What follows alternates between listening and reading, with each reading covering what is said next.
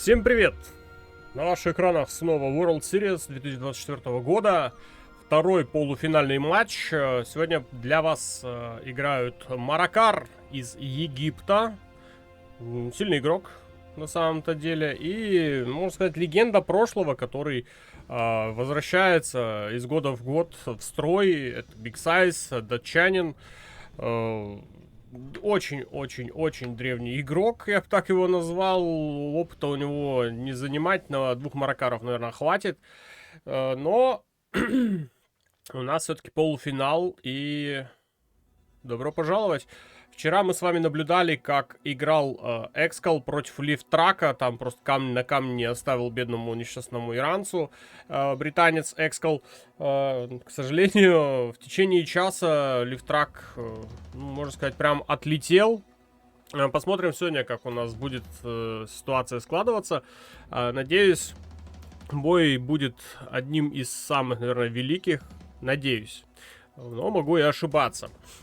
Напоминаю, у нас трансляция сегодня идет на Твиче, на Трова, в Ютубе, ну и также Ютуб Шортсы.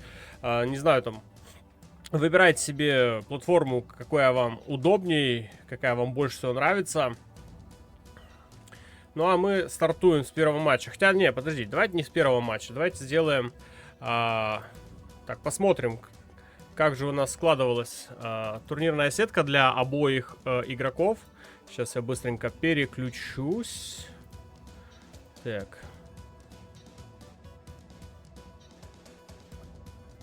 Так. Вот он у нас, второй полуфинальный матч. Маракар Big Size. Маракар у нас стартует как принимающая сторона. Big Size у нас как гостевая сторона. По правилам турнира, кстати, первый игрок, который выше, выбирает первые две карты. Второй игрок будет отвечать своим выбором карт. Давайте начнем с Маракара. Ознакомимся, как у него складывался турнирный путь. Начинал он игрой против Соника со счетом 5-1. В 1:32 финала Соник проиграл. Следующим был уничтожен просто Мейзен. Мейзен, по-моему, из Сирии игрок, если я не ошибаюсь. Там счет был у них 6-0 в 1:16. А следующим, кто также пострадал от катка Маракара, был Хуми. Со счетом 6-1 Хуми проиграл. И в тяжелейшем матче 1/4 встретился Маракар с украинским игроком Тим Степом. Там игра была прям тютелька в тютельку, носик к носику, пузико к пузику. И все-таки Маракар в решающих миррорах оказался сильнее. И со счетом 6-7 Маракар прошел в полуфинал. Что касаемо Big Size, его турнирная сетка была, ну, я бы не сказал, что тоже сильно тяжелый, но до полуфинала ему все-таки пришлось немножко тоже пободаться. Начинал свой путь Big Size в 1:16 с победы над Киллером. Там счет был 5-2 в одной... Вернее, там 1:32 была, а это 1:16 игра была против The Game. Тоже украинский молодой игрок Василий из Тернопольской, по-моему, области. Тоже, кстати, проиграл 6-0. Жалко, конечно, The Game, но что поделать. Опыт не прокуришь, не пропьешь. Big Size прошел дальше, и прошел он в 1:8 на Моджо Джо. И там счет был 6-2. Я бы не сказал, что сильно тяжелый бой был для Big Size. И следующим, кто попался в 1:4 на глаза Big Size, это был Фарго. Фарго из Литвы или Латвии. Все время путаю эти две страны. Маленькие и с похожими названиями. Ну, в общем, Фарго хоть и сражался как мог, но все-таки Big Size во всех моментах был быстрее, ловче, сильнее, хитрее. Ну и Фарго проиграл со счетом 7-2, упустив свой шанс выйти в полуфинал. И вот он, собственно, второй полуфинальный матч. Маракар Big Size. На ваших экранах мы, в принципе, наверное, сейчас запустим первый бой. Кстати, напоминаю, там организация данного турнира на бои уже выставила список стримеров. Поэтому... По-моему, параллельно сейчас идет в прямой трансляции у нас арабский стример стримит, и английский стример, насколько я знаю, параллельно идут. Но там у них прям в прямом эфире идет бои, и мы будем с вами смотреть с реплеев. Вот. У нас уже определился первый финалист, это Экскал. Теперь будем сегодня смотреть, тоже все-таки пройдет финал, а кому достанется почетное звание третьего места, так как там Лифтрак уже ожидает своего тоже соперника в бою за третье место. Поэтому будем сегодня наблюдать, как будет складываться игра у наших, собственно, игроков. Вернемся к игре. И поехали, наверное, с первого боя. Так, не туда я зашел, да? Естественно, не туда. Так, есть у нас уже первый бой. Карта Blue Hole. Синяя дырка. Интересное название у карты. И Маракар у нас стартует на верхней позиции под зелеными цветами за глаз стелсного генерала. На противоположной стороне карты внизу у нас играет Big Size за ванильного американского генерала оранжевый цвет. Так, немножко надо, наверное, звук музыки потише поставить. Сейчас я быстренько. С вашего позволения, пока игроки разруливают, как там будут играть, выбирают свои тактики, стратегии.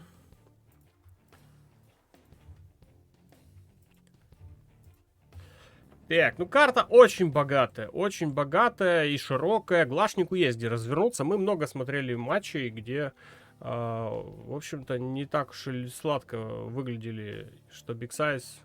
Ой, что Big Size, что китайцы, что американцы. Так, а ну секундочку, я что-то не понял.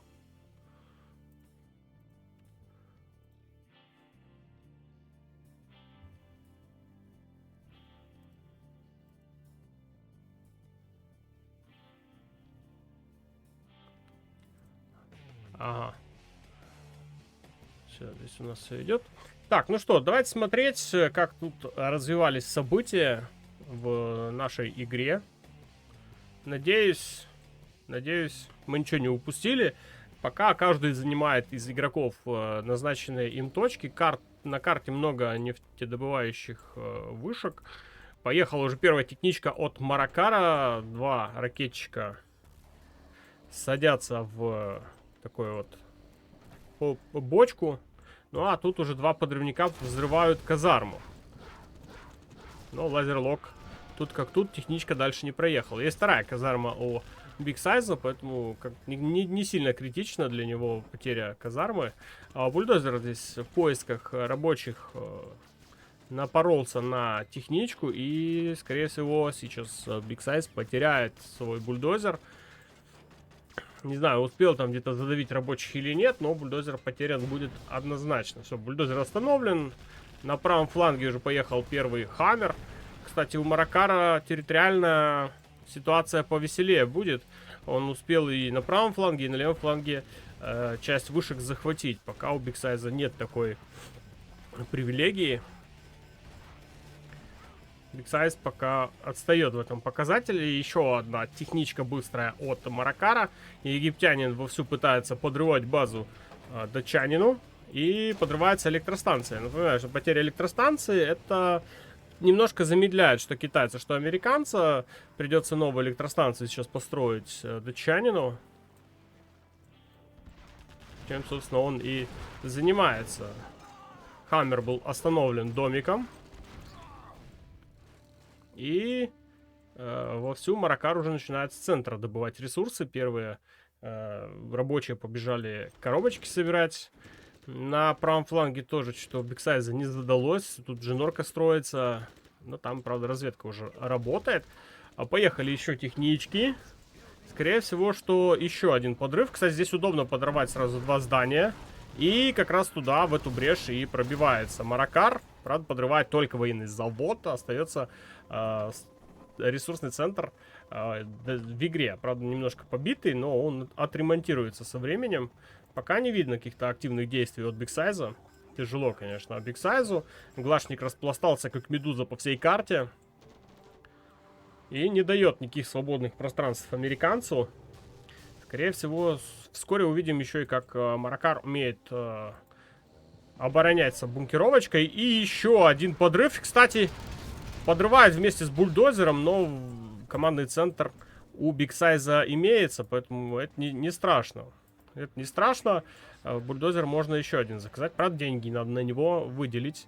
Новый военный завод сразу же отстраивает. Но это уже второй по счету. То есть Биг Сайз в этой игре только на постройку военных заводов уже потратил 4000. Что является достаточно солидной суммой на самом-то деле. В условиях, когда тебя глашник везде прессует, и ты нигде не успеваешь. Еще одна техничка с подрывами, и подрывает достаточно нехилую группу с ракетчиками. Еще одна казарма потеряна. Ну, что-то прям у Биг Сайза с каждым разом база становится меньше. А Маракар уже в наглую пошел забирать ресурсы, которые, в принципе, не находятся на его части карты. Так, еще один подрыв приезжает. Ну, слушай, Маракар только одними подрывами играет. Еще один военный завод уничтожен. Очень много зданий теряет сейчас Биг Сайз. Наверное, не ожидал такого хода. Так, поехали технички по правому флангу. Один Хаммер уничтожили. Хаммер, правда, успел высадить Биг Сайз. Садит ребят в домик. И Хаммер есть. Пытается искать безопасные места для своих для своих зданий Биг Сайз аж на самом краю карты.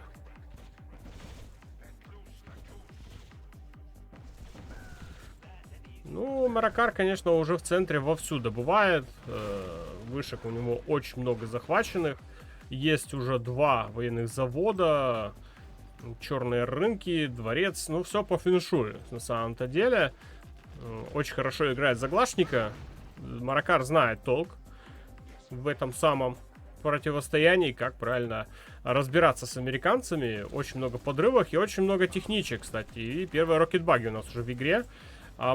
Биг Сайз, кстати, не может пока построить стратегический центр. Не дает сделать этого Маракар.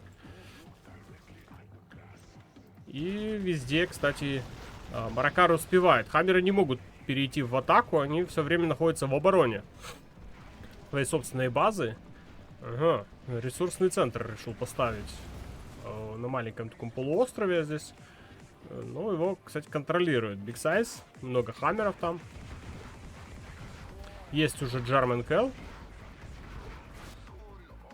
Немножко так успокоился, угомонился Маракар со своими подрывами. Слишком много их было произведено. Ты еще попробуй найди того стелсного глашника. Норок много, может быть, они все невидимые. Надо заказывать на хаммеры разведывательные дроны. Но уже есть рокетбаги. Это, кстати, как контрмера тем самым хаммером. Биг Сайз просто не успевает за быстрым египтянином. И везде проигрывает.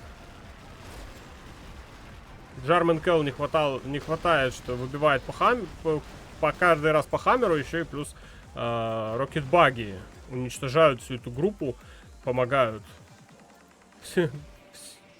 Ой. Еще и бульдозер украл. Успел Маракар, нашел слабое место. И где-то уже есть электростанция. Даже командный центр успел поставить Маракар. Очень... Ну, тяжело ощущается, что Биг Сайз, наверное, не готовился к такому натиску со стороны Маракара.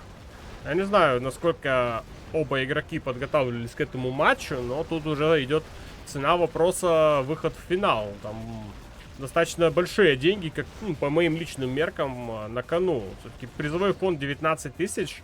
Это достаточно много, как по мне.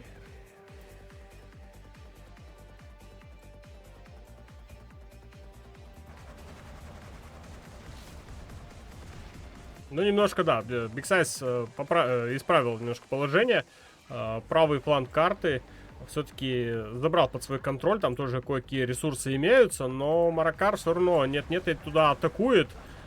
И достаточно тяжело держать оборону датчанину. А египтянин, в принципе, очень себя хорошо чувствует. Так, это что у нас такое? А10. А куда-то 10 была? По электростанции, ну есть электростанция у Маракара, все в этом плане хорошо. Пытается Биг Сайз по центру атаковать, немножко потеснить Маракара. Ну, получается, один ресурсный центр продает, ну, с учетом того, сколько территорий занимает Маракар, в принципе, потеря одного ресурсного центра, это не сильно критично и не сильно ощущается. И казарму сразу в центр. Ну, хрен его знает. Пытается этот кран уничтожить, он сейчас упадет. Или не упадет, не падает. И по левому флангу у нас развивается атака от Маракара. Там квады и один таксотрактор. Ну, достаточно слабая группа против хаммеров. Стратег-центр уже есть у Бигсайза. Поэтому квадами сложновато играть. Но, в принципе, есть немаленькая группа рокетбаги. Они, в принципе, хаммеры ловят издалека. Ой. Ой-ой-ой, сколько хаммеров здесь уже потерял Бигсайз. И теряет еще больше. Да, конечно, квады тоже не вечные.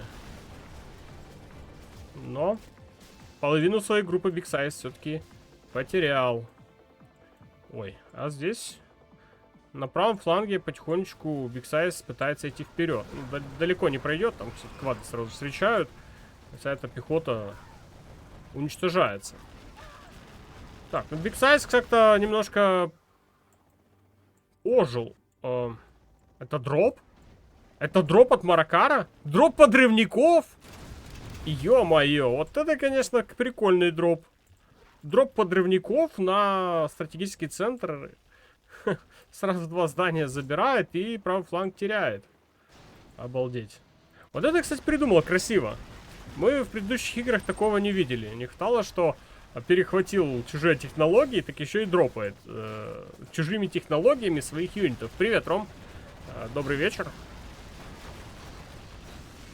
Ой, куча хаммеров просто тут потеряно. Но хаммеры пустые, к сожалению, для Бигсайза. Это прискорбно.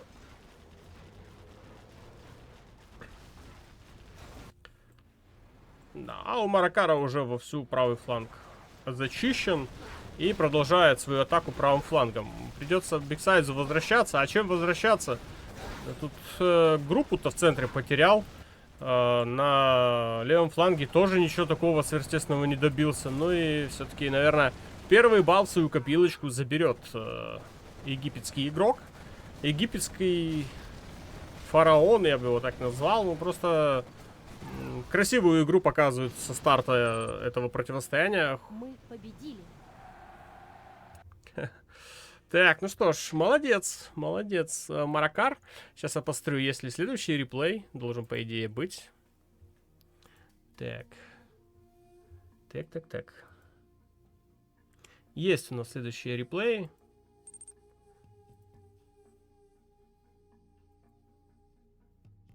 Так, это не то. Ага. Вот он. Есть все-таки реплей. Давайте посмотрим и его тоже в том числе. Это у нас будет ответное противостояние. Первый балл все-таки ушел в копилочку. Да, давай, на Twitch. Кстати, что-то тоже обратил внимание, что YouTube странно стал работать. Не знаю почему. Очень странно. Twitch нормально работает. Так, ну что ж, теперь у нас в ответной игре на карте синяя дырка. Синяя дырка. Внизу под зеленым цветом у нас играет Маракар. Египетский игрок. Против него играет датчанин. В этот раз у него Гла. Стелс. На верхней части карты, кстати, они играют под своими выбранными цветами. Маракар зеленый, Бигсайз оранжевый. Что, прикольный выбор цветов. Интересно, сможет ли сейчас Маракар отстоять свой 1 балл и приумножить свои очки? Ну, все-таки, думаю, Бигсайз сейчас просто так не отпустит свою возможность сравнять счет. Сразу же Маракар будет дропать бульдозер и несколько рейнджеров. Интересно. Скорее всего, сюда, на рабочих. Немножко почикать добычу ресурсов. А нет, он решил все-таки раздавить строящуюся нору и полетел дальше. А дальше куда? Военного завода пока у Бигсайза нет. Есть подрывник, кстати, побежал к рабочим. Мало ли, решит Маракар туда дропнуть. Но пока не дропает. Дроп полетел на правый фланг. Там не дают норку строить. Рейнджеры. Но Ребель там справляется. Все-таки прибежит новый рабочий и достроит нору. А пока не дает. Не дает Маракар Бигсайзу свободно вздохнуть. А вот, кстати, интереснейшая нора от Бигсайза. Как-то, скорее всего, что сюда техничка проехала и норку строит. И интересно, а видит ее Маракар или не видит? Видит ее. Видит, что там что-то строится. Видит. Все нормально, Маракар знает.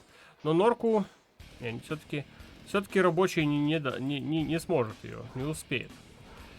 Тут бульдозеры везде катаются от египетского игрока. Пытается всюду не давать строить.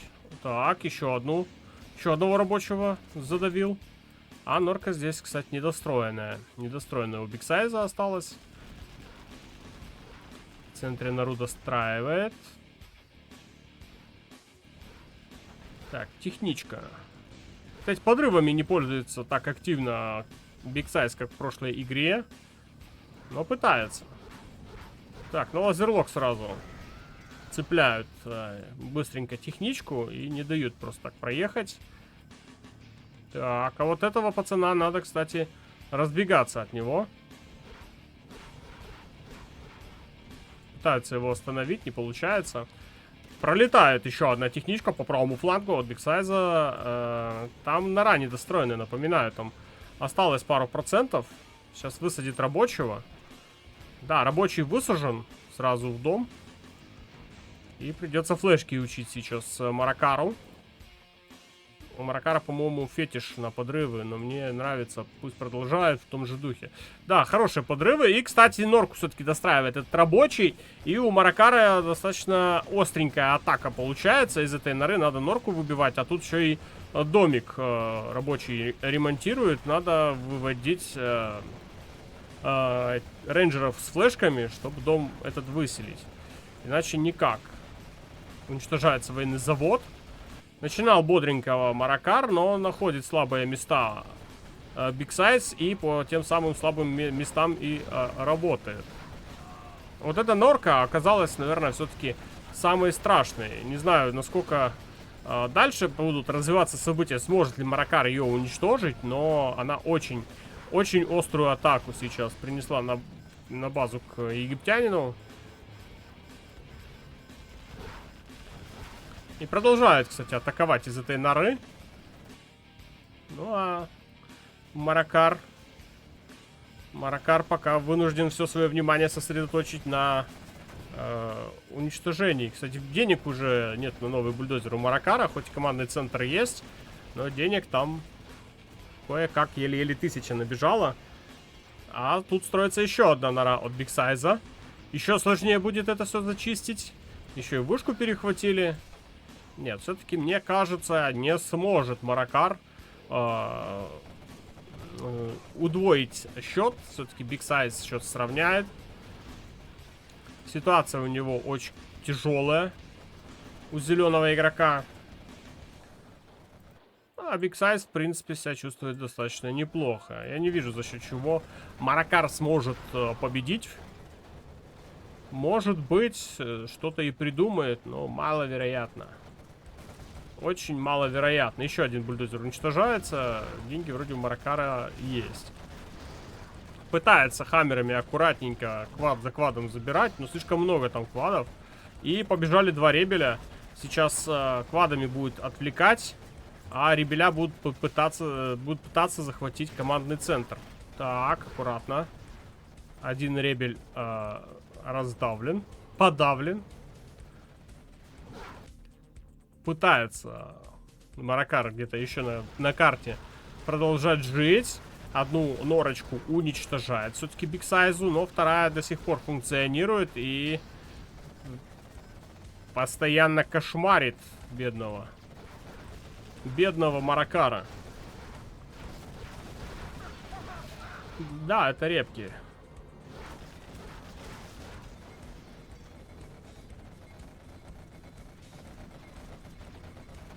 Угу. Чувствует себя хозяином Big Size на базе у Маракара. Да, полуфинал, мальчики для битья закончились. Но вчера, кстати, Лифтрак был мальчиком для битья для Экскала. Если ты не смотрел, можешь посмотреть. Там просто бедный Лифтрак. Я ему не завидую. Ну вот, можешь глянуть. Достаточно любопытное противостояние. Хоть и Лифтрак что-то пытался сделать, но ничего не удавалось. Но бой, конечно, сухую не закончился, но бои были очень быстрые.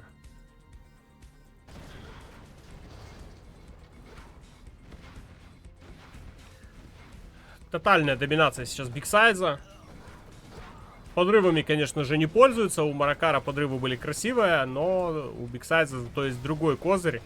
Есть очень хорошие проникающие, глубоко проникающие рабочие, которые неплохо так справлялись с постройкой норок в тылу врага. И эти норки приносят свой, все-таки, наверное... Ну, игра еще не закончилась, но мне кажется, они перенесут все-таки победный результат Big Size, как ни крути. Все-таки очень сильно сейчас выглядит Глашник именно в этой игре. Да и в прошлой игре тоже Маракар, играя за Глашника, тоже показывала, что все-таки эта карта не для американских генералов. Тут Глашники рулят, конечно. Глашники очень хорошо цепляются за территорию. Плюс еще он стелс. Это вдвойне проще сделать. Главное, рабочий, что пробежал и достроил твою нору. Тут Big Size уже из правого выгоняет Маракара. Ну, единственная база остается здесь в центре. Больше базы, к сожалению, у Маракара нет. И Маракар сдается, отдавая первый балл для Big Size. Неплохо, неплохо.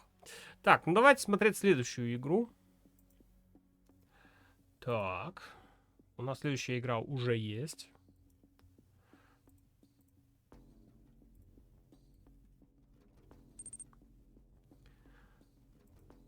Когда финал, пока не ясно. Вот только полуфиналы играют, и будет еще игра за третье место. То есть у нас, получается, эта игра и две игры еще в запасе есть. Так, следующая карта Mountain Mayhem. Ну, не знаю, мне карта это не нравится на самом-то деле. Но ее игроки постоянно берут. Что-то в ней, наверное, все-таки им нравится. Так, стартует у нас на верхних позициях Маракар. Китай. Китай танки. Против него будет у нас ванильный американец Big Size. Ну, опять ванильный американец, не знаю.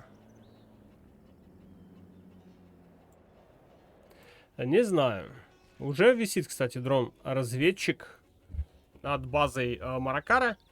Пока вроде все видит. Но карта, кстати, не самая большая, поэтому у американца могут быть проблемы на этой карте. Она маленькая. Она компактная. На маленьких картах американцы себя чувствуют против китайцев очень некомфортно. Им сложно на самом-то деле. И два военных завода уже от Маракара. Скорее всего, сейчас будут гатлинги, правый и левый фланг. Все как положено. Все по феншую. Сам же Big Size играет тоже через военный завод. Казарма. Чисто хаммеры будут от американца. Ну, тут, конечно, редко кто удивляет игрой за американских генералов. Ну, разве что за ВВС там еще в авиацию уходят. А так, в основном, хаммеры, дропы. Это вот особенность игры за американских генералов. Вообще любой там американский генерал плюс-минус похоже играют. Вариаций не так уж и много. Других там вариантов особо-то и нет. На самом деле. Бывает там из ряда вон выходящие какие-то тактики, стратегии, но в основном играют однотипно. Первый гатлинг встречается с хаммером. И еще два гатлинга встречают. Бедный несчастный Бедный несчастный Хаммер. Ну и есть еще гатлинг на правом фланге. Уводится сразу оттуда чинуки, чтобы не мешали. Захват. Вышек много на самом деле на карте, поэтому есть что захватить. Не справляется гатлинг на правом фланге. Ну, какое-то время все-таки Big Size не добывал. Еще один гатлинг, но уже с левого фланга. Хаммер и медичка поехали встречать. В центре катаются еще несколько гатлингов. И опять едут на правый фланг. Ну, ищет слабые места Маракар, конечно, ищет. Тут его задача, самое главное, чинуки, наверное, позбривать. Хаммеры, забитые ракетчиками, они же денег стоят. И чем меньше чинуков добывает, тем лучше. А сами по себе чинуки еще и дорогие. То есть это тебе не рабик за $200. Его еще попробует закажи новый чинук. Не всем он по карману. А тут хороший фаербейс от Big Size. Не может нормально заехать Маракар сюда. Пытался уже не первый раз. И все время напарывается на фаербейс. И приходится ему отсюда уехать. Теперь Big Size поехал в свою атаку по левому флангу. Там уже есть группа гатлингов с ЕЦМ-ками. А Чинган еще не изучен. Ой-ой-ой-ой. И не узнает сейчас Маракар, пока не увидит Хаммера. А Хаммера он уже увидел. Там уже есть и ЦМ-ка. Но нечем особо защищаться. Нечем особо защищаться. Приходится группу из центра возвращать обратно к себе на базу. А Хаммеры-то падлы шустрые. Хаммеры-то очень шустрые. Их надо еще успеть остановить. А на пути у Хаммеров, конечно, есть центр пропаганды. Центр пропаганды, к сожалению, наверное, будет уничтожен. Высаживаются Хаммеры, но тут гатлинги очень легко справляются с ракетчиками. Центр пропаганды все-таки был уничтожен.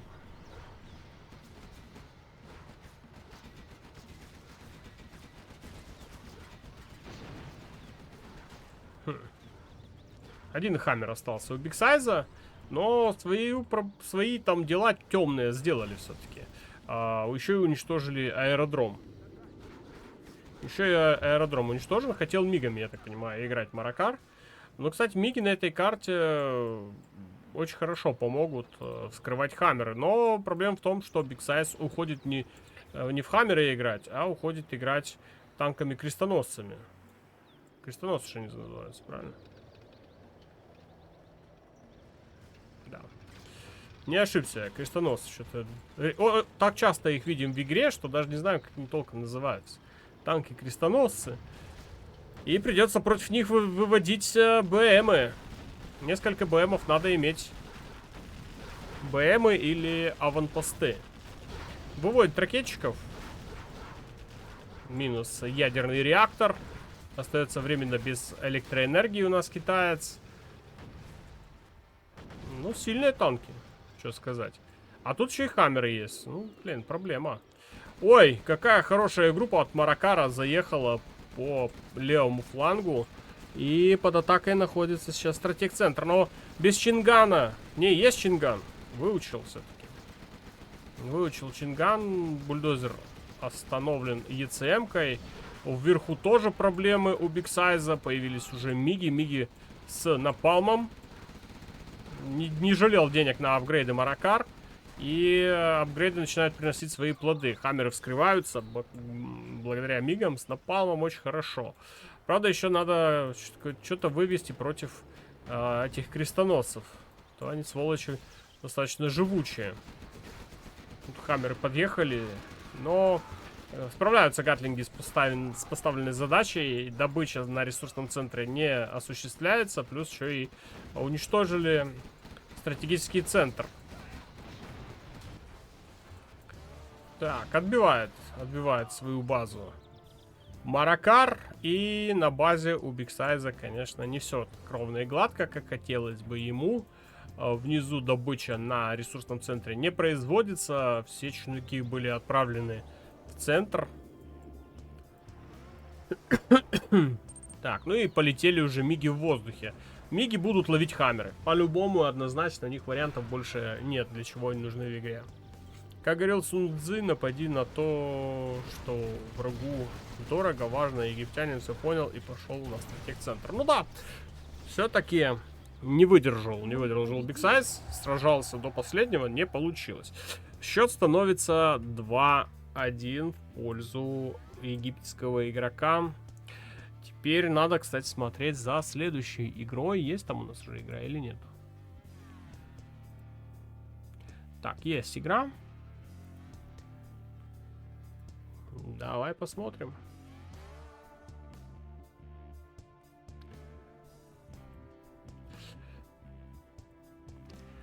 Четвертая игра, кстати, эту карту у нас брал Big Size, а карты Blue Hole брал Маракар. Ну что ж, поменялись игроки местами, и теперь у нас Маракар играет за зелененького, ванильного, американского генерала США. Против него Big Size, Китай, танки. Китай.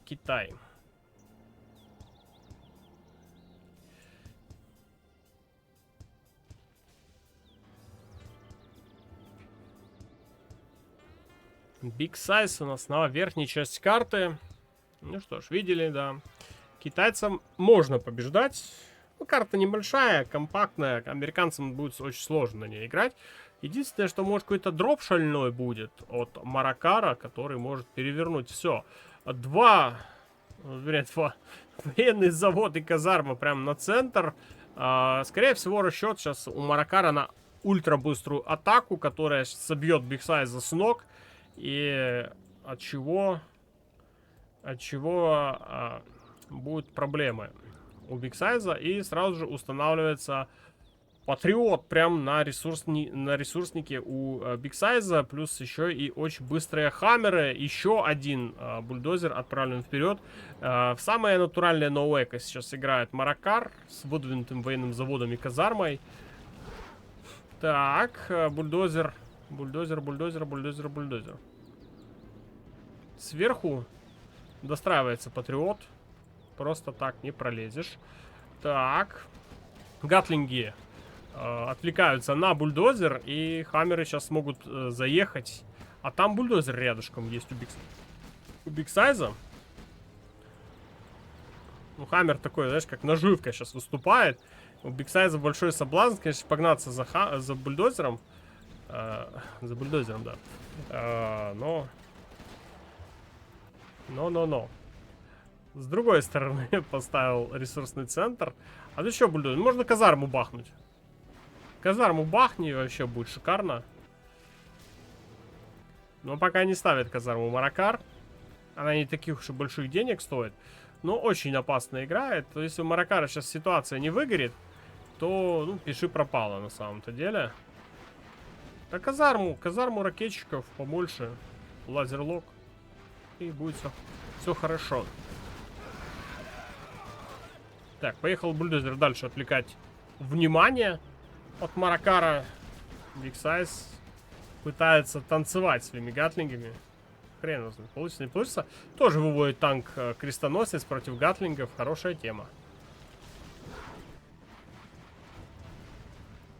Поехал труповозик разбираться с Патриотом. Патриот не СВГ. Это нормально все. И единственный ресурсный центр Маракара вырубается гатлингом. Приходится убирать оттуда чинуки. Но там хаммеры есть, на базу свою защищают. Гатлинг поехал в погоню за хаммером. Ну, вряд ли что у него хорошее получится. Так, тут бульдозер убили, да, все. Уничтожили бульдозер Маракару. Ну, что у Маракара... Маракар не возвращает чинуки на добычу ресурсов, к сожалению. Ну и Big Size, в принципе, без проблем с этой резвой, быстрой атакой справляется. И сам уже начинает в наглую идти вперед.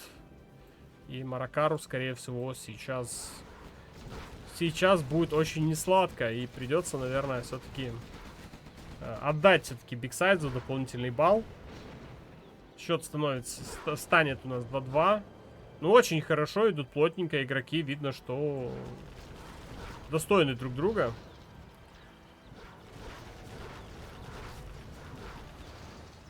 Играют без каких-то серьезных ошибок. Оба.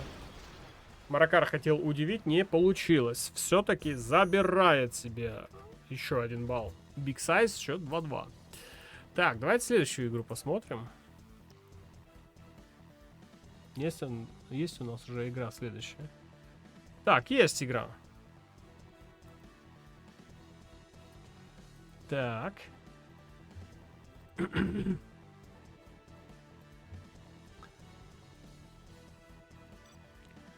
2-2 тем временем счет. Следующая карта у нас Oil Rampage.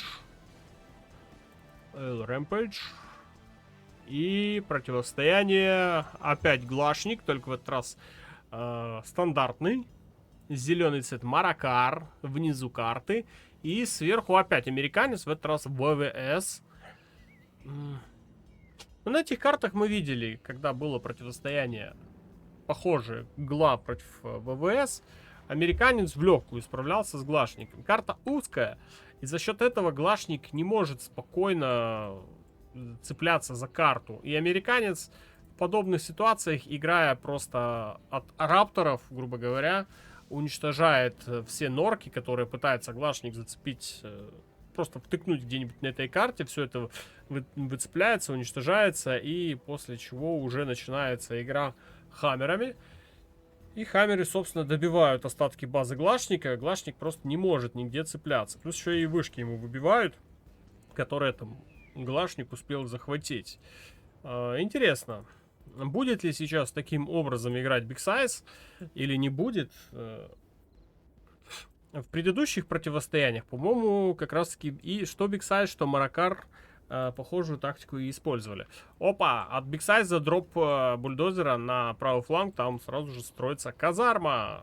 Казарма. И тут рабочих, наверное, все-таки решил убрать от греха подальше. Маракар, не убирает, а просто стопит ему добычу ресурсов Big Size. Рабочие просто стояли, ждали, пока не наестся чинук у Big Size. Так, есть у нас уже аэродром у датчанина. Есть техничка. Кстати, норка. Тоже интересная норка. Тут надо ее уничтожать как можно быстрее. Так, техничка поехала дальше. Техничка с двумя ракетчиками. Опа. А вот что-то у Big Size пошло не так. Что-то у Big Size пошло не так и непонятно. Бульдозер продолжает кататься. Ну, хрен его, значит, подрывник его должен забрать, по идее. А вот сама база у Big Size, конечно, что-то не алё вообще никак. Почему? Что-то пошло у Big Size не так. В основном в таких противостояниях Глашник оставался неудел. Но все-таки, значит, что-то знает Маракар. Ой, бульдозер потерян. Тут второй бульдозер где-то тоже уничтожили. И, скорее всего, что сейчас эту игру заберет Маракар. Что-то очень сильно зажали. Очень сильно зажали ВВСника. Ну и эти норки, установленные ранее Маракаром, дают о себе знать. Да, ошибся я. Маракар нашел лазейку. И смог выжить для себя дополнительно 1 балл. Счет становится 3-2. Ну, как-то они так играют вровень. Очень-очень ровно. Быстрое противостояние. Ну, давайте следующую игру посмотрим. Такс. Следующая игра у нас Реверс. Карта Oil Rampage. Да, противостояние достойно друг друга. Теперь у нас Маракар будет играть за США ВВС. Внизу у нас Big Size. Ну да, Маракар показал, как можно находить слабые места все-таки. пока американец еще не развился. Потому что если бы дали возможность американцу развиться, он бы устроил, конечно, избиение глашнику, но не успел. Не успел. Маракар все-таки пошустрее оказался многих других игроков, которые играли на этой карте в похожих противостояниях. Сейчас посмотрим, как у Big Size получится противостоять США ВВС. 2 казармы и аэродром. Ну, понятно, Маракар знает, как надо играть. Только вопрос, насколько быстро играет Big Size.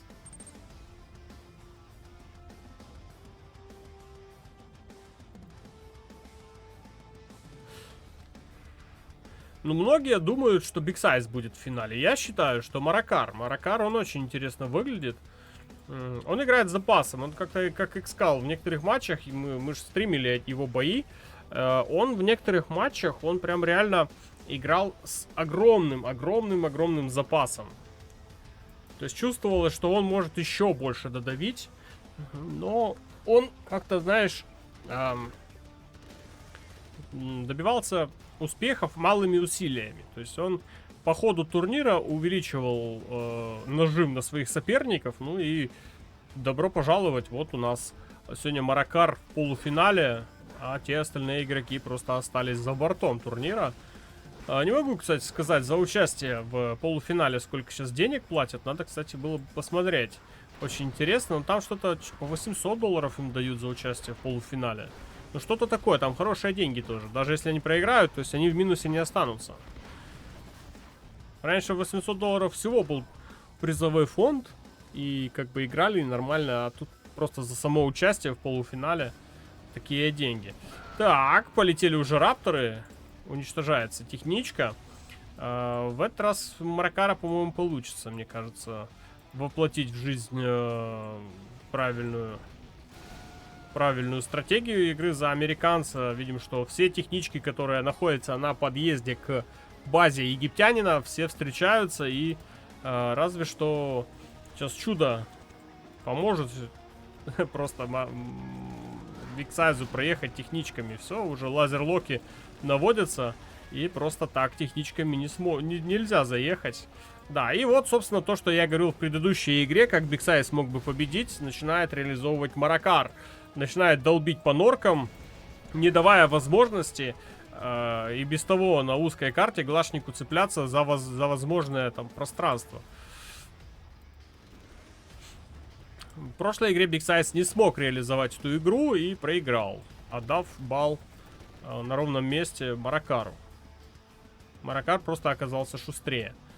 Ну и Квад здесь, конечно, не сможет противостоять в одиночку Раптору.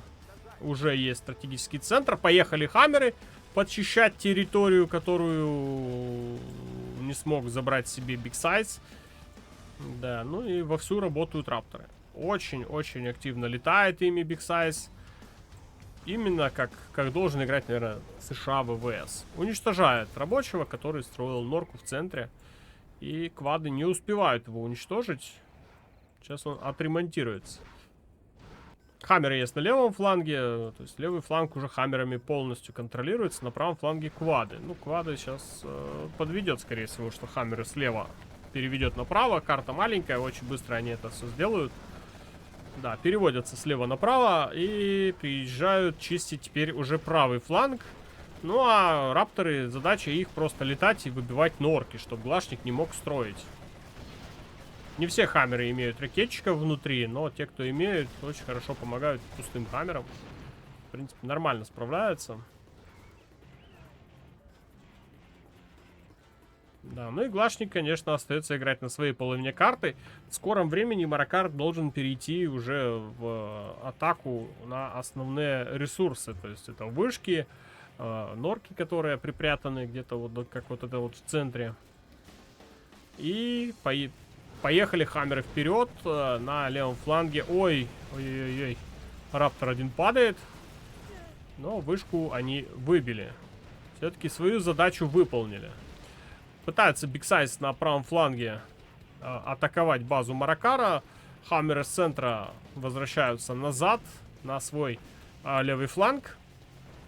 Левый фланг Маракар сейчас, может быть, Firebase потеряет, но хаммеры дальше не пропустит. Еще один Firebase построил на том же самом левом фланге.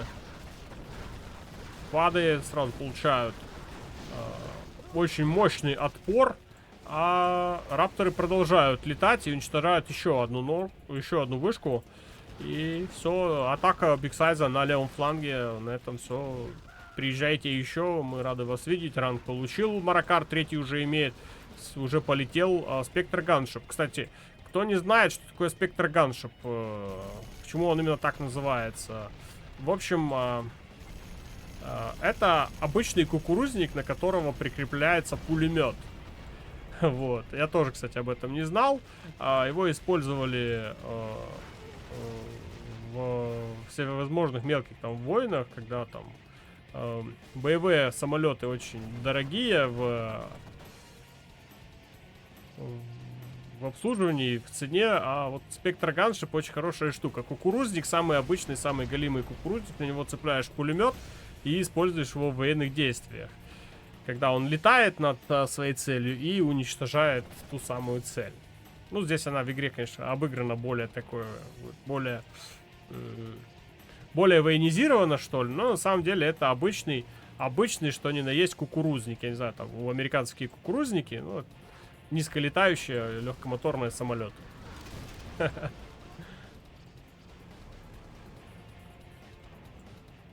Ну, ганшип это типа пушка на самолете. Но это в игре так обыграно, а на самом деле это обычный кукурузник. Ну, не сделают же они у американцев кукурузник, конечно, типа технологичные. Вот, у глашников кукурузники, вот если кто играл в Shockwave, там, да, там у глашников летают кукурузники реальные. Вот. Но они как не выглядят, да, технологично для США. США же в игре фракция технологичная, поэтому уже сделали им красивый такой самолетик. А на самом деле это обычный кукурузник с пушкой. Пушка-корабль, да? Да. Что-то типа того.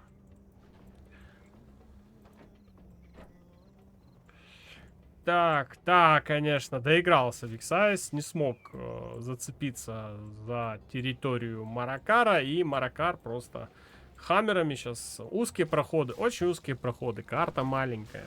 Она не маленькая, но она узкая. Эта карта не для глашника. Вот еще какой-нибудь китаец еще, может быть, что-нибудь попытался бы здесь сделать, но это не для него карта. Так, ну вышку подрывает, да. Нет, не получилось даже вышку подорвать. Вышку можно отремонтировать. Полетели. Команчи еще дополнительно.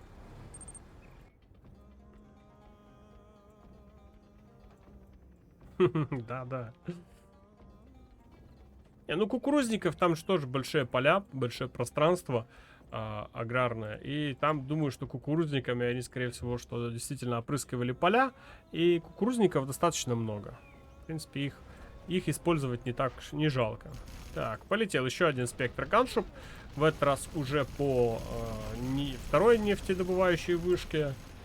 И потихонечку Бигсайз остается без ресурсов. Скоро закончатся коробочки. Они уже заканчиваются. Черных рынков нет. Вообще не видно. Изо всех сил пытается Бигсайз идти в юниты.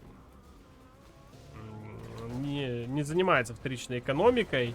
И просто в какой-то из моментов молекулярки откатятся и начнут просто сжигать. И без того не самую богатую базу Бигсайзу. Ну а Маракару просто надо ловить вот эти все волны юнитов, которые со временем просто начнут угасать, потому что у Бигсайза элементарно деньги закончатся. И полетела ковровая бомбардировочка прям на центр. А здесь маленький промежуток. И все это дело уничтожается прям в центре. Ну да, не сможет. Тут или ты со старта сможешь надыбать, где слабое место твоего соперника, и сможешь победить, как в прошлой игре Маракар сделал. А в этот раз, конечно, у Бигсайза этого сделать не получилось. И итоговый счет, конечно, на табло. 4-2 становится счет. Египтянин впервые в этой игре вырывается вперед аж на 2 балла. То есть, ну, не больше 1 балла было у нас в игре разбежностью игроков. Теперь уже 2. Так, ну что, следующее противостояние.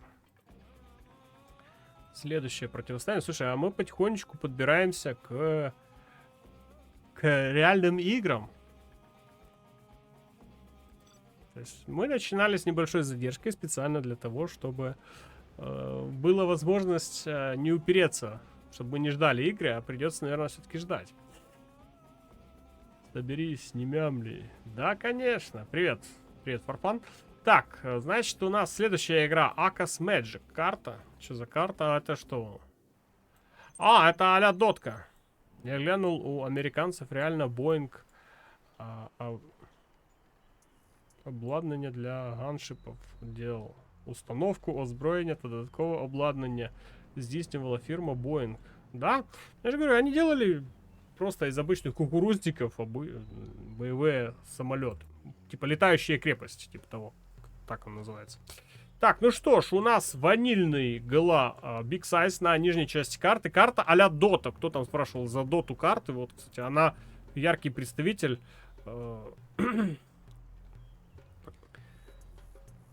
Вот именно эта карта. У нас ванильный американец Маракар на верхней части карты. А что ты решил, что я мямлю? Нормально я разговариваю? Три на меня. А вот сыба. Так, полетел. Чинучок полетел. И куда он полетел? Ага, решил все-таки рабочих давить. Скажи им, чтобы быстрее играли. Да, конечно. Ну, у них жаркое противостояние. Слышь, там такие деньги на кону. Я, наверное, тоже сидел бы, дрался бы до последнего. Даже если у меня шансов не было, я тоже все равно дрался. А вдруг? Так, ну что, полетел Чинук на правый фланг. А что там? Угу.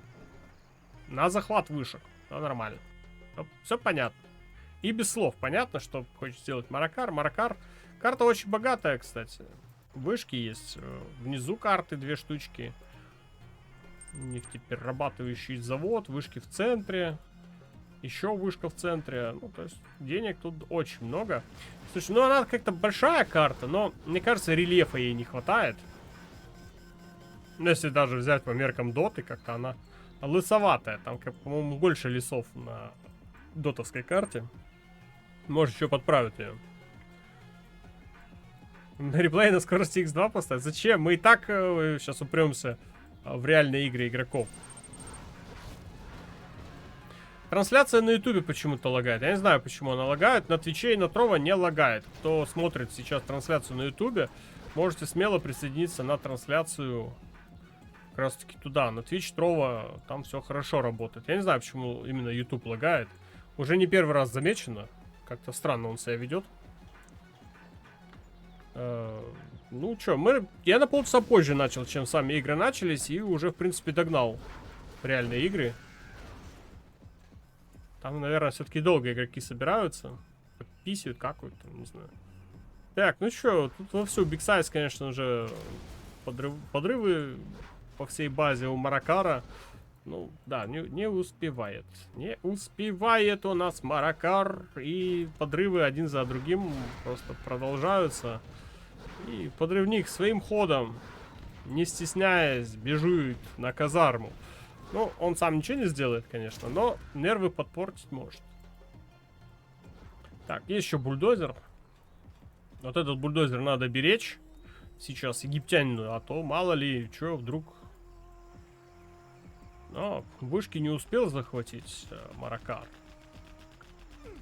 И казарму поставил Big Size. И сверху коробочки также занимает Big Size. Ну, короче... Печаль, беда сейчас на самом-то деле. Так, уничтожен бульдозер. Остались только рожки и ножки от него. Такой вот груда скрапиков. Пакеты подарочные только остались от бульдозера. Не, бульдозер есть. Хрена себе, а что там тогда? Бульдозер есть, военный завод отстроил. Тут показалось, что он там оставил за собой кучу запчастей, но нет. Но я думаю, что видел, где находится бульдозер у Маракара Big Size. И, скорее всего, сейчас туда и поедут. Так, технички едут поверху. Хаммеры поехали встречать. Да, на Твиче почему-то трансляция не лагает, все нормально. То есть это YouTube как-то странно себя ведет.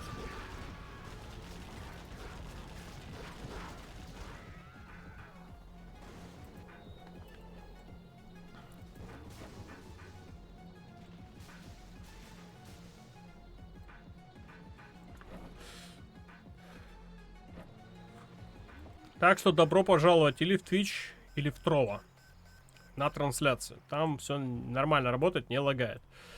Кстати, да, после трансляции, трансляция будет на YouTube недоступна. Она будет доступна завтра с 9 утра в виде премьеры.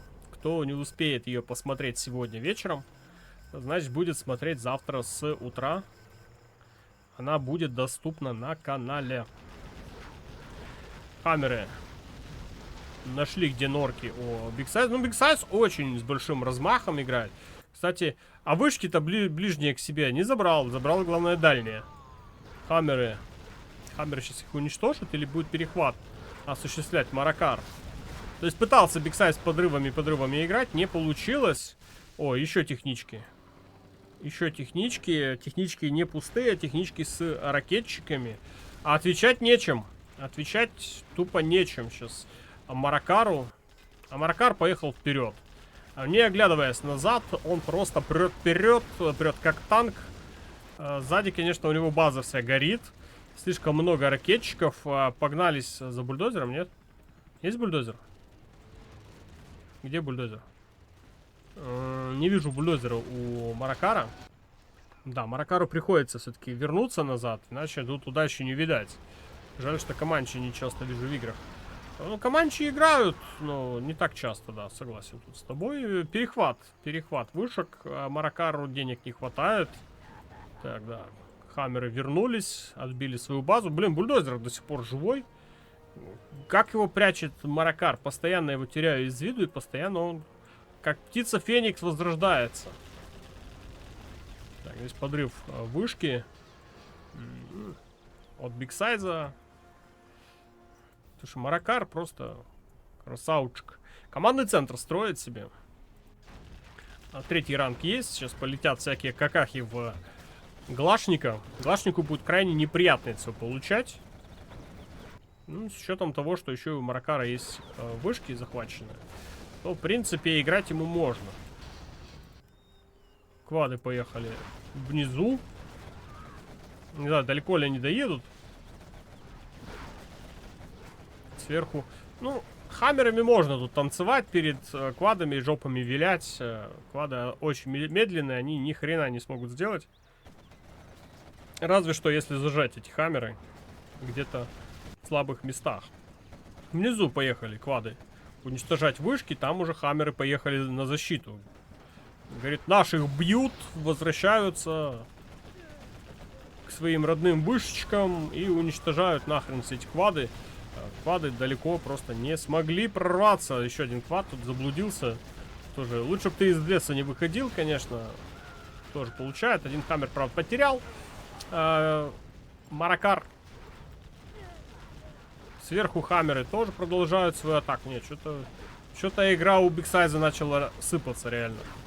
Начинал за здравие, что-то пошло не так. Не смог найти бульдозер оставшийся, и что-то игра начинает сыпаться. Пока не видно повышений. Пока повышений не видно. Тут два ресурсных центра, к сожалению, не сохранит для себя Big Size. Внизу также ситуация не самая приятная. Там хаммеры продолжают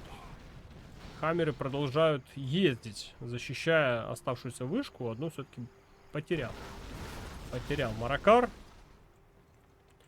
Но я думаю, что у Big Size тут ситуация не самая приятная. Одну вышку тут тоже потерял. Остался играть только с одной вышкой. Видят Джерменкелла.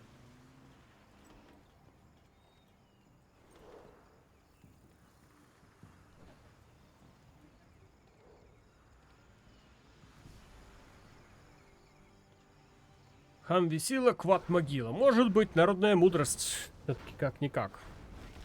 Так, чинуки прилетели. Коробки собирать. Так, тут рокетбаги. Да, ну, хаммерами, конечно, рокетбаги лучше вперед не лезть. Что делать с этой группой, которая идет сверху? Что с ней делать?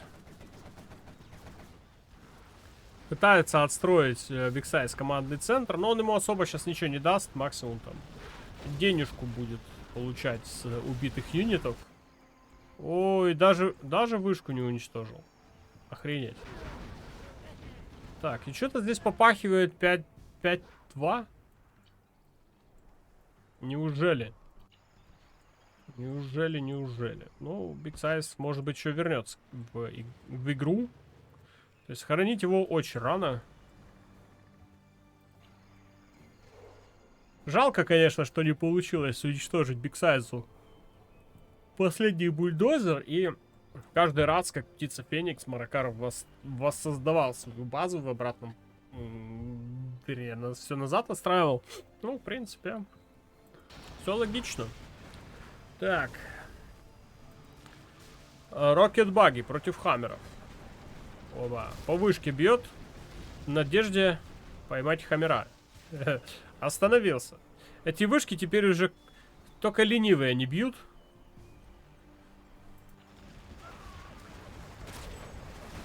Так, Джерменкелл здесь отрабатывает. Но его видят. И полетели рапторы. Рапторы ванильные. По рокетбаге отрабатывают. Повышение где? Что-то не вижу. Не вижу повышения. Может, они где-то были, может, я их пропустил. О, томагавки. Интересно. А томагавк, кстати, будет достреливать до... Да, достреливает. Достреливает до нефти.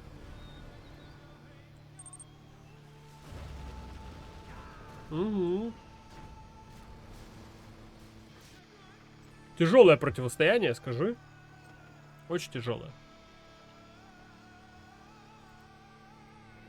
Так, полетела термобарическая бомба.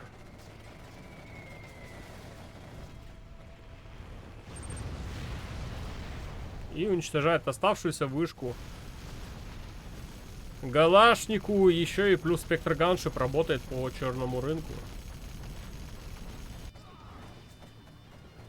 Проблемы.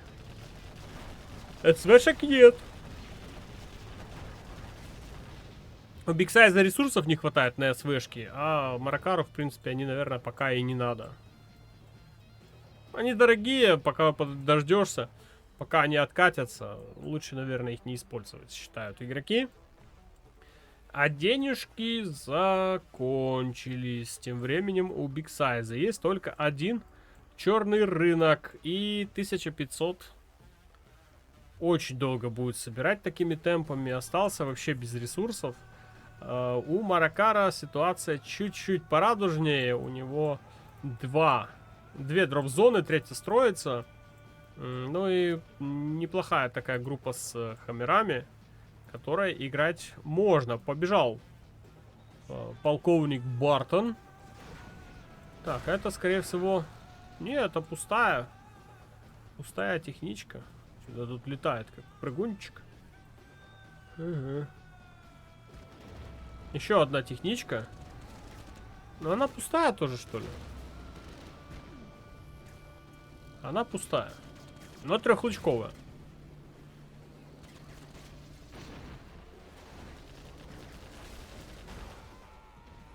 Да. Но что-то мне подсказывает, что у Бигсайза остается только вариант сдаться.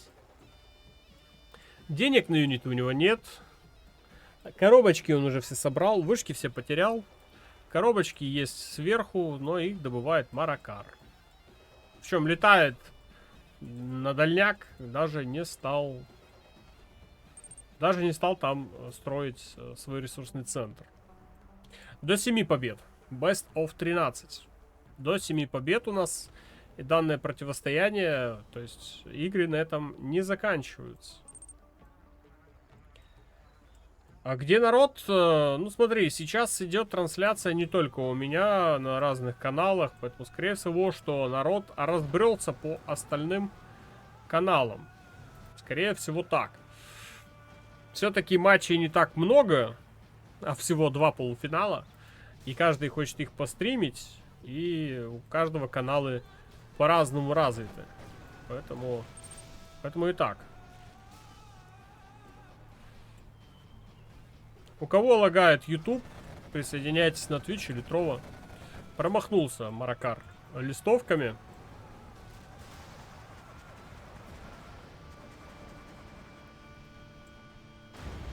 Так.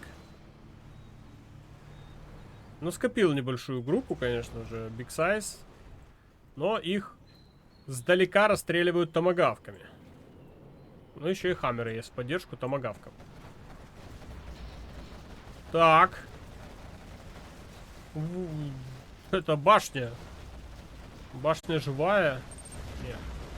Все-таки давайте наблюдать дальше за игрой. Ответная игра. Маракар у нас. Глашник. Ванильный теперь играет на нижней части карты, на верхней части карты оранжевый цвет. Big Size. Ну что, Big Size надо отыгрывать и очень-очень-очень-очень-очень много. Счет у нас 5-2. Отстает на 3 балла Big Size. И надо ему, наверное, все-таки восстанавливать свое название, приписку к никнейму Big. Что-то пока у нас в игре только Big Маракар. А Size просто Size. Пока не получается ему удивить чем-то, чем-либо этого злостного египтянина. Вперед отправляется бульдозер чинучком. И рабочий будет раздавлен. Раздавили его все-таки. Норку он не построил.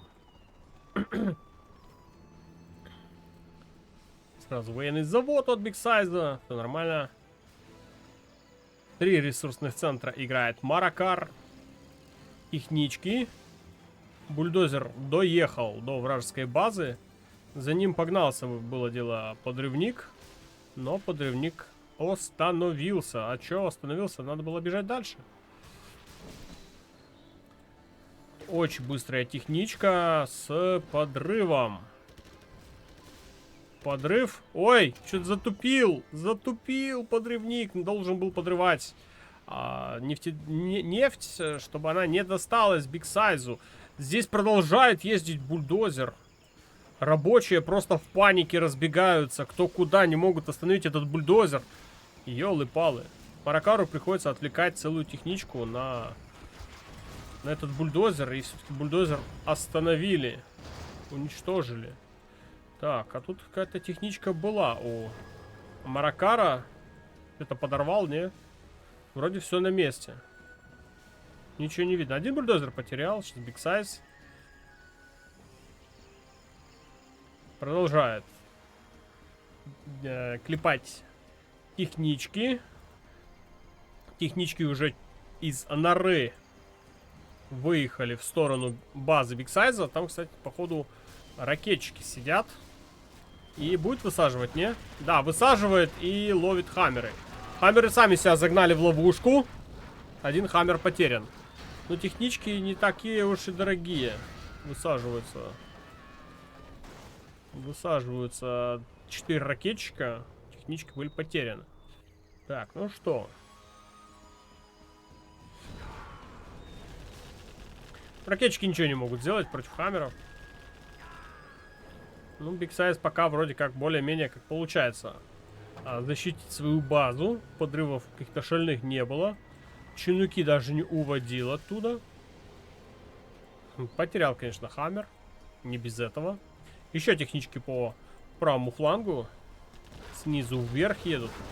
А тут ракетчики. Еще минус Хаммер. Еще минус медичка. И остались только ракетчики. 3 штучки. 2. Решил все-таки отправить их пострелять по нефти. И добьют? Нет? Не добили нефть. Теперь уже поверху поехала. Еще одна техничка. Ну, решил техничками чисто давить Маракар. Растягивая оборону тем самым Бигсайзу. Растягивая Бигсайза, я бы даже так сказал. Натягивая на свои быстрые атаки. И что это такое? Это ракетчики. Ракетчики по чинукам. Высадил их так удобно, чтобы они били и туда, если что. Сам же Бигсайз поехал в контратаку по правому флангу. Заезжает там Норка. Если чем ответить у Маракара. Вот это вот интересно. Так. Техничка с подрывниками была уничтожена. Пытается аккуратно поймать эти хаммеры. Очень сложная задача. Тут продолжает один ракетчик работать по чинукам. У самого же Маракара уничтожается казарма на базе. Есть уже дворец. Техничка что-то в центре забыла. Военный завод также уничтожен. И приходится возвращаться. А Бигсайзу обратно. Еще одна техничка. Тоже, наверное, с ракетчиками. Подрывники. Минус военный завод. Придется новый построить. Бигсайзу придется раскошелиться. 2000 отдай. Хочешь, не хочешь. Поехал дальше. Бигсайз. Уже у него на прицеле находится ресурсный центр, который не успел продать Маракар.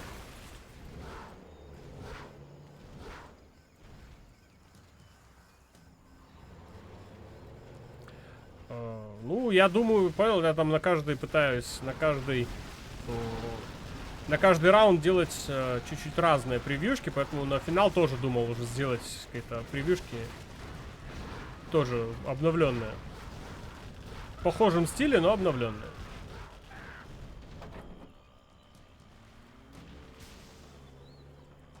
Опять возьму жену и скажу: давай, помогай. Она мне очень часто помогает в последнее время в этом вопросе. Поэтому она будет мне главным помощником в этом плане. Она у меня шарит, как надо сделать красиво. Еще один ресурсный центр теряет Маракар. Хаммеры беспощадны просто. Да. Хаммеры просто беспощадны. Минус нора. Там дальше дворец. Тяжеловато будет туда заехать. Плюс еще и рокетбаги сдалека немножко так неприятно постреливают. Слушай, а мы как-то упустили этот фланг. Тут у Маракара вообще полноценная база уже выстроена. И внизу вышки захвачены. То есть у Маракара хоть и база потихонечку страдает, но ключевые здания он не потерял. Джарменкел здесь один хаммер выбил. И рокетбаги пытаются в крысу так в спину немножко постреливать.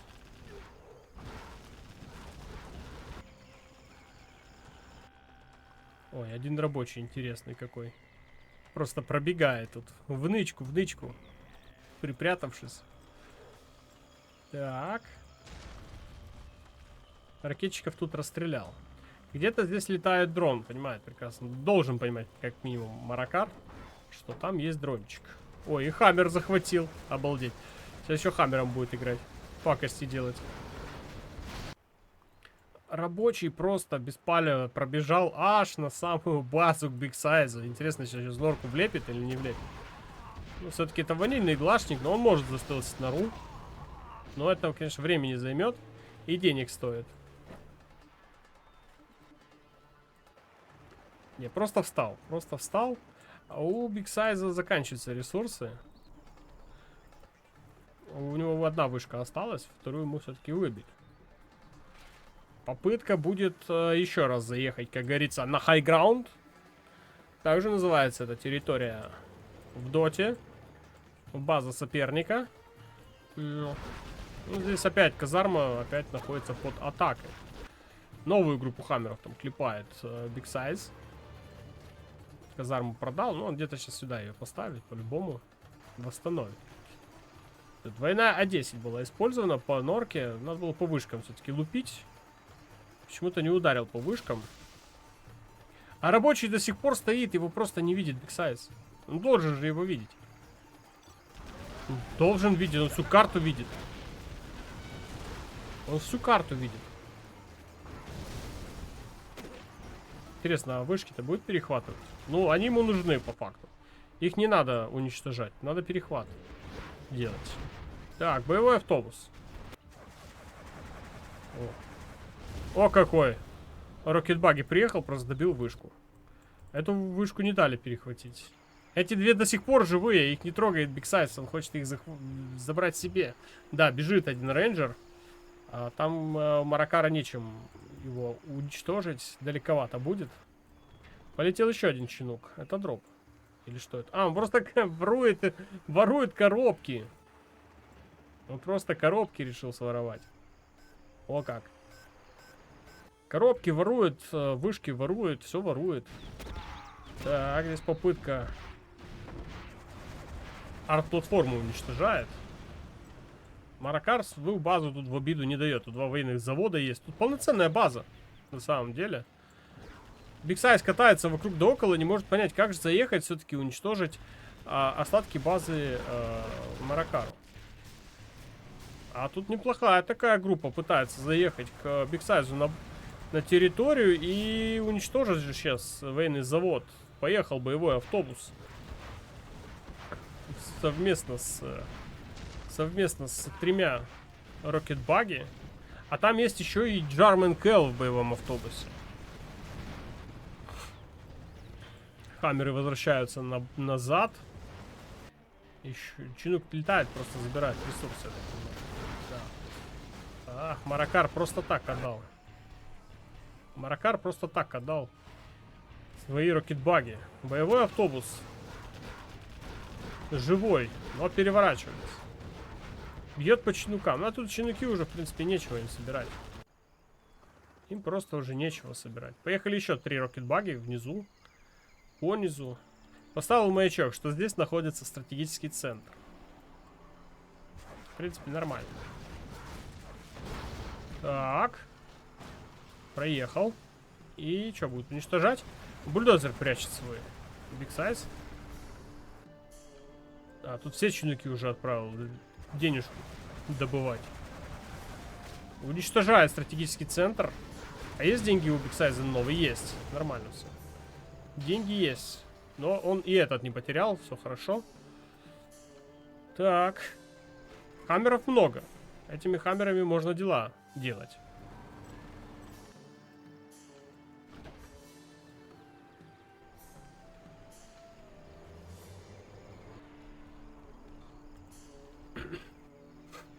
Но опять же не понимает Big Size, как заехать к этому Маракару. Там все укреплено. Норки, дворец, все есть. Черные рынки уже идут. Черные рынки пошли.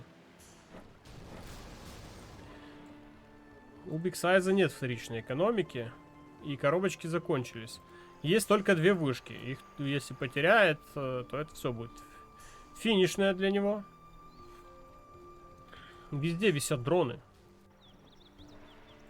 Дронов много висит от Big Size. Поехала техничка. Но ее сразу на лазерлок поймали. Ну, видит. Да, но арт-платформу уничтожает. Так, побежал подрывник, но там есть снайпера в хаммерах.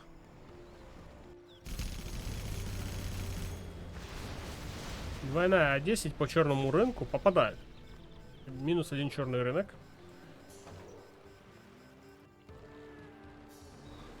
Ну, не знает Big Size, как попасть туда, в Маракару.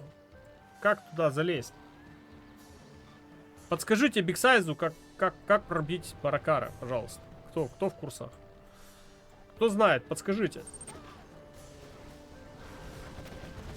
Ну, там везде норки, он не сможет пройти, понимаешь, что соль? Попытка. Есть. Засчитано. Уничтожил несколько нор. Надо дальше прорваться.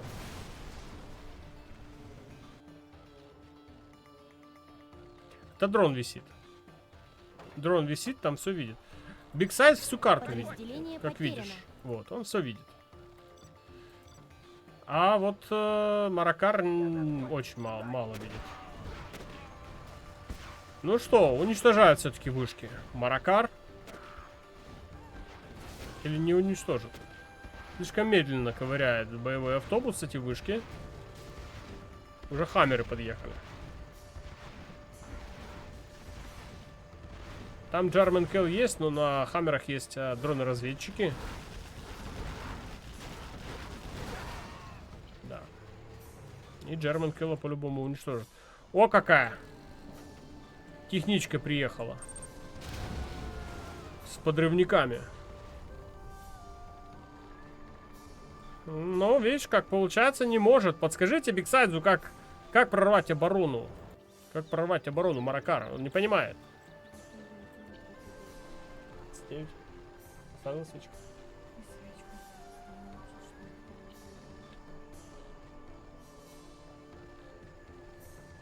Не услышу.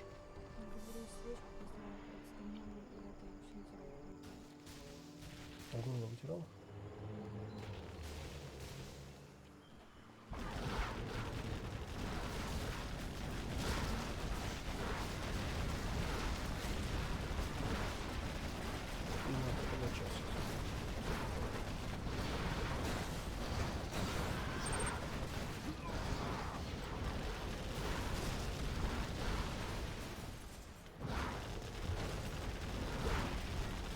Очередная попытка Бигсайза прорваться к Маракару в гости. Вроде получается, но не до конца. Не до конца получается. Ай. Извините, немножко отвлекаюсь. Мало температура. 39, блин. Какую-то фигню опять со школы притащил. Никак не можем вылечить. Что-то там зелененькое ездит. Еще одна техничка. Это подрыв не дает Маракар Бигсайзу вторичную экономику строить. Плюс еще и подрывает. Что, стратег-центр здесь был? У Бигсайза денег очень мало.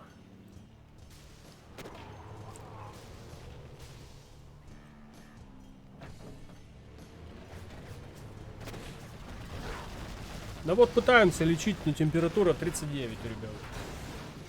Очень тяжело сбивается, кошмар. Не знаю, что это за вируса такие сейчас, но очень сложные. Так, вроде как нашел, где прорваться. Дальше там дворец есть. Дальше дворец.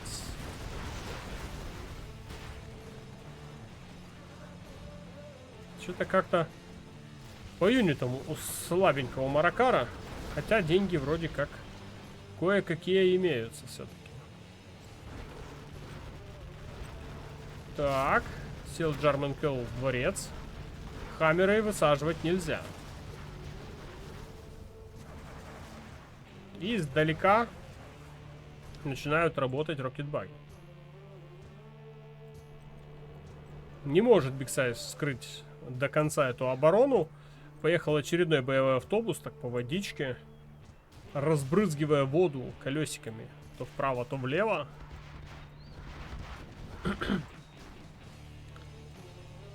Новый стратегический центр. Уже тройная А10. И термобар летит в сторону базы Маракара. А тут сразу 3 здания они сложат. 4, да. Ох. И плюс еще и спектрганшип сверху. Добивает военный завод. Черный рынок. Но не переключает дальше на ресурсный центр. По деньгам вообще проблема, конечно. Сейчас тоже и у Маракара не сильно много. Черных рынков не так уж и дофига. Поехал вперед. Маракар, наверное, в одной из своих последних атак. Слишком много хаммеров у Бигсайза, но их очень долго с одного фланга на другой перекидывать надо. Медленно получается. А тут стоит вот он, тот самый полковник Бартон.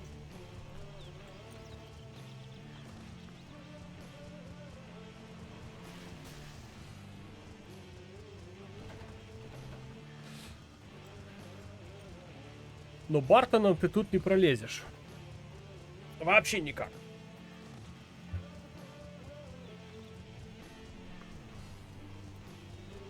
Идет уже, знаешь, как игра на выносливость. Ресурсы давным-давно закончились. У кого есть вторичная экономика, тот и победит. Новый стратегический центр от Big Size. Какой там уже по счету? 10-й, 25-й. И поехали Rocket Buggy вместе с квадами в атаку. Ну, должен видеть, конечно, всю карту видит Big Size. У него в этом плане проблем никаких. Уничтожается электростанция. Так, Бартон по Rocket Buggy начинает шмалять, и Rocket Buggy 2 штучки были потеряны. Да, и везде, кстати, понаставлял просто одиночных юнитов. Ага, вот, теперь немножко уже видимость карты подснизилась. У Big Size за счет этих единичных ракетчиков всю карту видел. Как варды они у него стояли. По всей карте раскиданы. И это все, что есть у Big Size на данный момент. А это все, что есть у Маракара. Ну, тут территория достаточно такая большая. Но пустует. Пытается Маракар собрать денежку. Так. Это что? Джарман Келл на мотике. Поехал искать бульдозер. Свое спасение. Или нет? А что он сделал?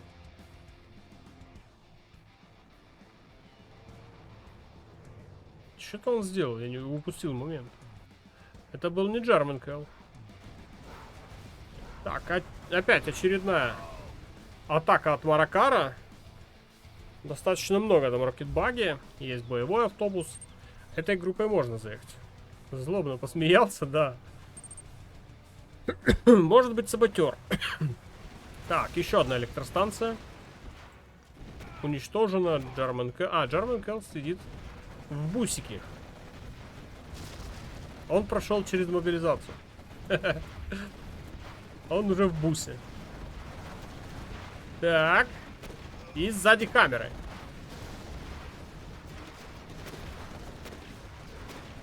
Так, еще и казарма уничтожается. Рабочего тут, конечно... Рабочему не дали здесь выжить. Ой, а база-то... У Big Size осталось только 4 здания. И что, очередной стратегический центр потеряет? Ну, неужели? Так, минус 2 рокетбаги. Остался только боевой автобус. Боевой автобус на дом наехал. Он там в доме один только ракетчик сидит. И все. Еще один рокетбаги выехал. Хаммеры гонятся за боевым автобусом. Что есть тут у Маракара? Денежки накопил на новый черный рынок. Рокетбаги. Просто проехал через всю карту, а тут защиты никакой. Один только ракетчик есть. И рокетбаги продолжают кататься. Но тут очень мало хп на стратегическом центре. И стратег-центр можно сейчас забирать. Стал из-за угла. Стрелять будет, не? Не стреляет. Тут уже ракетчик подбежал. Ракетчика раздавили. И что, остался только... Да, все, добивает. Один рокетбаги, герой войны, походу, будет. Хаммеры тут пытаются опять прогрызть оборону, блин, этого Маракара. А Маракар не отдает. Осталось 3 здания. Новый командный центр от Big Size. Big Size не сдается. Вот упрямый пацан. Не сдается. До последнего играет. Еще группа. Опять боевой автобус. Там Джарман Келл сидит. Там пехота вообще никак. И это последний бульдозер, что ли, остался? В Чинуке, думает, бульдозер, да? Нет, не в Чинуке. Где-то бульдозер есть. Есть или нет? Где бульдозер? Последние 3 здания осталось. Хаммеры пытаются прогрызть остатки базы Маракара. Ну, Маракара база, ну как остатки. Я бы не сказал, что сильно остатки. База неплохая. Последние 2 здания осталось. Квады подъехали на помощь боевому автобусу. И продает. Это каркас есть? Каркас есть или что? Где? Последнее здание Бигсайза? Нет, не последнее здание Бигсайза. Что есть? Ага, вот он, последний бульдозер где. Все, и Бигсайз сдается. Становится 6-2 счет. Офигеть. Маракар просто выдавливает все соки из Бигсайза. И возможно, последняя игра. Возможно, последняя игра сейчас будет для Маракара. Так, реплей вроде есть. Нормально. Поехали смотреть.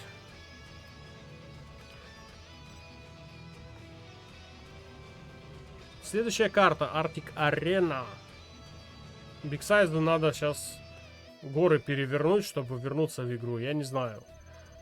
Так, Arctic Arena. Маракар у нас на верхней части карты. Американец лазерный. Против него пехотный китайский генерал. Американцу не повезло.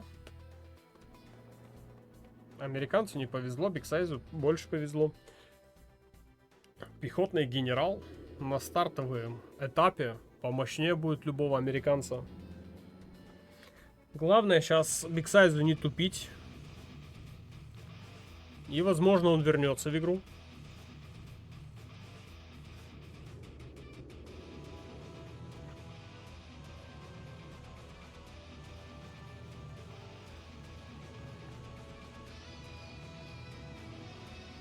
Так, ну тут эко, я так понимаю, да, будет? Или нет, все-таки не эко. Две казармы.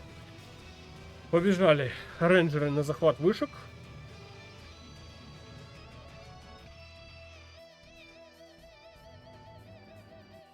Ну а Бигсайз играет по-дедовски с 2 ресурсных центров.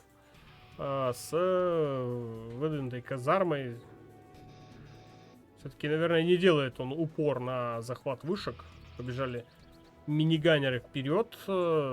Мешать египтянину захватывать вышки. Но там уже Хаммер есть у Маракара.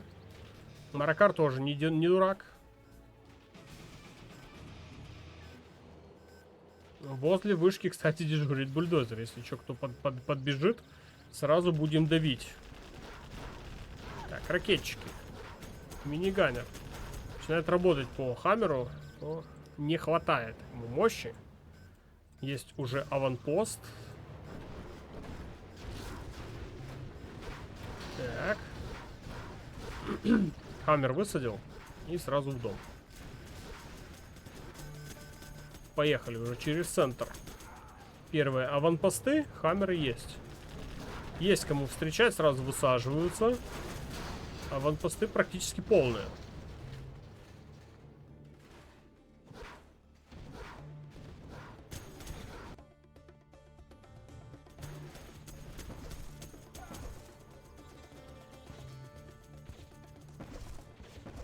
Уже флешки выучил.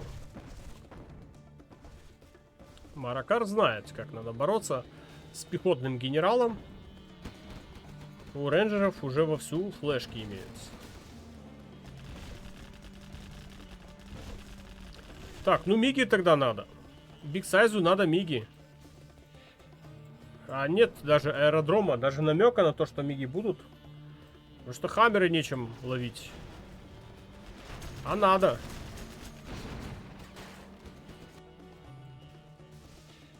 Уже есть каркас стратегического центра у Маракара. Сейчас пойдет еще Search and Destroy. Найти и ликвидировать. Ну построй ты, ё-моё, построй ты, ёлки-палки, этот аэродром. Он нужен, Хаммеры чем ловить? Нечем ловить.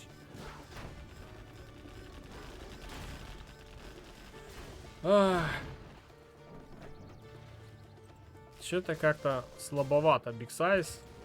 Долго думает, тут нужно было, обязательно нужно было уже поставить аэродром и миги, чтобы летали. Нужен напалм. Хаммеры вовсю ездят. Их нечем просто ловить. Их нечем просто ловить, эти все хаммеры. Может быть, дойдет до него информация. Давайте все дружно крикнем: Big Size, сделай, пожалуйста, аэродромы, как Дедушку Мороза вызовем. Есть центр пропаганды, но там уже стратег-центр быстрее достроился. Не хватает. Не хватает. Не хватает мигов.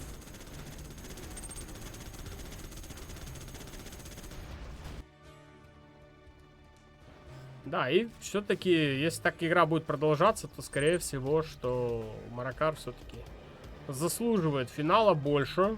Не знаю, он мне больше симпатичен, как играет. У него хаммеры уже вовсю высаживаются. Ну, можно было эти хаммеры на подходе встречать же мигами, ё-моё. Можно было. Ни в одной игре мы видели, как это осуществляют другие игроки. Вот, наконец-то аэродром. Но очень поздно, как по мне. Да, у Маракара прям вкусные подрывы были. Ну, тут, конечно, подрывов не будет. Тут он играет за американца. Тут подрывов реально не будет.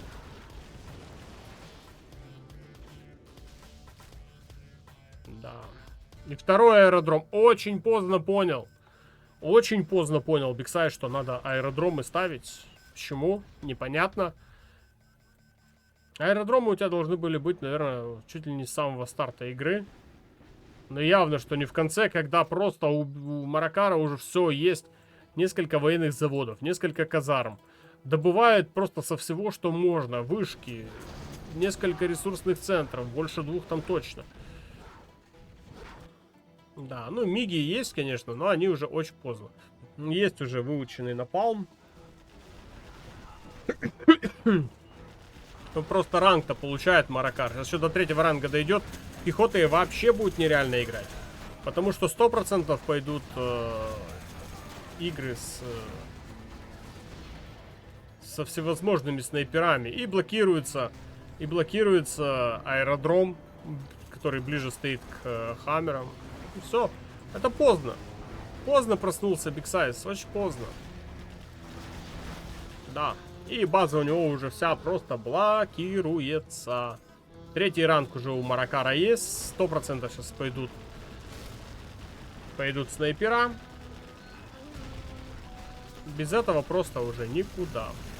И повышения поехали, полетели, побежали. Черная Лотос, конечно, пытается что-то там сопротивляться, но хаммер за хаммером она, конечно, отключает. Но следующую волну готовит Маракар. И следующая, скорее всего, группа будет похоронной, которая отправит Биксайза участвовать в матче за 3-е место. И Маракар... Слушай, а Маракар-то не был еще в финале. Это будет для него 1-й финал. И интересно, как он себя против Экскала проявит. Он очень хорошо выглядит. То есть начинали игроки очень на равных. Но в какой-то момент что-то у Биксайза пошло не так. Снайперов нет. Или есть? Нет снайперов. А в принципе они ему и не надо. И Биксайз сдается, отправляя Маракара в свой 1-й финал в его карьере игрока. Ну а сам Биксайз будет участвовать против Лифтрака в матче за 3-е место. Маракар будет драться за главный приз против Экскала. Это, наверное, будет его главный приз. Кстати, они оба соклановца. Я смотрю, Маракар тоже представляет клан ООЕ, как и Экскал. Блин, клан ООЕ очень сильные сволочи, да? Очень сильные сволочи. Потому что, по-моему, в прошлом году Виви тоже из этого, представитель этого клана, тоже участвовал в финале.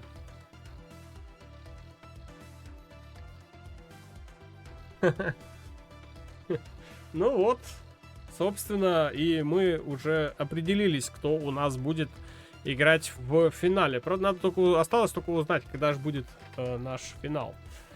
7-2 на табло. С одинаковым результатом закончился и 1-й полуфинал, и 2-й полуфинал. Но здесь, конечно, времени побольше понадобилось Маракару, чтобы оформить результат. Надеюсь, вам данный вечер понравился. Данные бои зашли. И вы получили море удовольствия и море кайфа. Завтра, напоминаю, будет этот бой в записи на YouTube канальчике. Так что, кто не успел посмотреть, welcome. Смотрите, наслаждайтесь. Ну, а я буду с вами прощаться. Ожидайте матч за 3 место и за финал. Я постараюсь, как узнаю, когда будут происходить эти встречи, написать в Телеграме. Есть Телеграм-канал. Подписывайтесь и в Телеграм. Заходите к нам в Дискорд. Обязательно стараюсь все эти важные моменты не упускать и вам их озвучивать и предупреждать, когда будут бои. После ВС не знаю, посмотрим. Там после ВС еще один турнир у меня планируется. Так что без турниров мы не останемся, ребят. Без турниров мы не останемся. Там 2 ноября уже договорено бой Univerker Hero. Или Hero, как он там правильно? Или, не Hero, а Хенк. Не Hero, а Хенк там. Univerker Хенк. То есть там 2 ноября в 18:00 по нашему времени состоится данная встреча. Так что, я же говорю, без боев вы не останетесь. Там целый турнир. Я так понимаю, я единственный, кто буду стримить на русском языке этот турнир. Поэтому вариантов особо нет. Ладно, все, поехали отдыхать. Спасибо, что были со мной, кто смотрел. Всем пока и удачки.